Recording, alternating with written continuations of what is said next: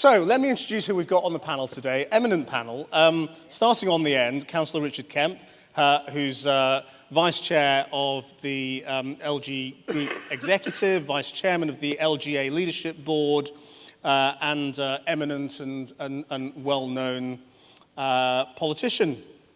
And a big advocate of localism, is that fair to say? Indeed. Big advocate of localism. Next to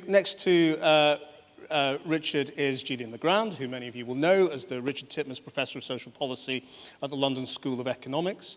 My ex-girlfriend was Richard Titmuss's granddaughter, which is my only strange link to Julian. But Julian is also chair of the Cabinet Office Mutuals Task Force.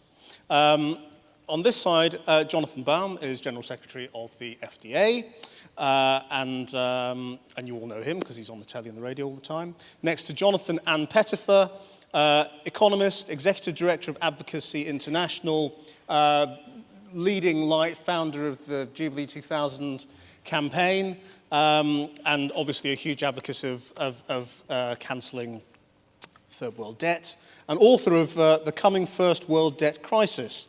And next to Anne, Oliver Reichardt, who's head of Compact Voice, head of public sector and partnerships for the National Council of Voluntary Organisations, and is a keen blogger on the impact of all the changes and reforms, efficiencies or cuts, whatever you want to call them, that are affecting local government and voluntary organisations at the moment. So that's our panel. And I guess what we should probably do is just begin with the impact or otherwise of the budget. Richard, I mean, there wasn't a huge amount in the budget that changes anything. We're basically in last year's framework. Absolutely. I was surprised at all the press speculation, all sorts of things were going to happen. It's always been clear that the emergency budget set the tenor. That was followed up with the comprehensive spending review. There isn't a plan B, but there will be continuing tinkering with plan A as circumstances change. That's what happened yesterday. That's what I was expecting to happen. Julian? Yeah, much the same. I don't think nothing very significant in the budget. It's obviously there is a particular line that's being pursued. It's not necessarily one I fully agree with, but it is a line being pursued, and the budget was perfectly consistent with that. When you say you don't fully agree with, just tell us where you're coming from on that. Well, I rejoice in the proud title of deficit denier. I'm not a great believer that the deficit is a massive problem. Most of the headline figures on the deficit result more from the fall in GNP than because of the sort of uncontrolled growth in public spending. So although I'm prepared to agree that there's got to be some checks on public spending, I'm not actually a great believer in the need for kind of massive cuts of some of the proposals that have been put forward. Okay, Jonathan. Again, what we didn't get yesterday, from my point of view, was much bad news.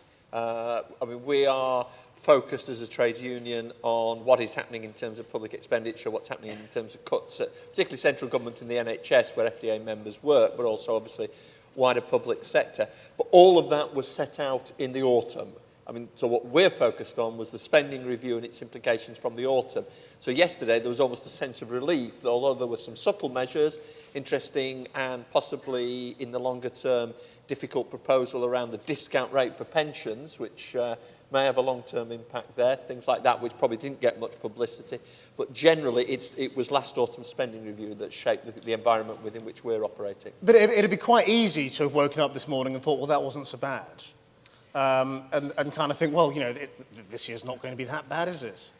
But, it's going to be a very difficult year, but we knew that, and that was all mapped out in the past. And I should add, even some of the cuts we're looking at the moment were set out by Gordon Brown and are now being implemented. So there is a long legacy here. We'll probably get into a discussion about the deficit and the economic plan. I think, as has already been said, the Chancellor has a sense of travel. He knows where he's trying to get to, for better or worse, and yesterday's budget was about maintaining that direction of travel. Thank you very much indeed. And there we must leave this session. Can I ask you to thank the panel? Thank you very much indeed.